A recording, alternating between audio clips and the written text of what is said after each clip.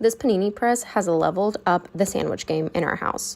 It is super easy to use, and what I love about it is that it heats up so quickly. I don't have to wait around for it. There's no actual on button for this thing, so all you have to do is plug it in and it starts getting to work. So we plug it in and you can see here that the light has turned on red, which means it is heating up. For storing purposes, it has this little lock on the side, which keeps it closed. I really appreciate that when I have to lug it around or ask one of my kids to grab it.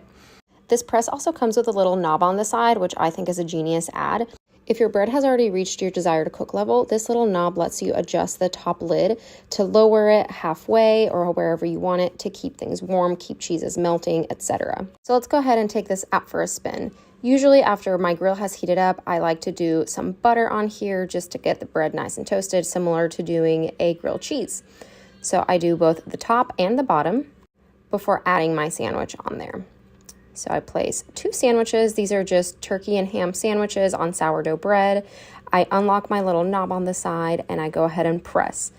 These will get to my desired toast level pretty quickly, so you want to make sure you keep an eye on these. I think I had these in there for about a minute and a half or so, but I can see that the cheese hasn't fully melted, so I'm going to go ahead and use this little knob and lower that top lid to keep giving the sandwich a little bit of heat and melt that cheese. All right, here we go. Taking these out, I usually use tongs as to not burn myself. This gets pretty hot. And here's our final result, a super delicious, crunchy, elevated panini sandwich. We love this panini press at our house, and really possibilities are endless with it.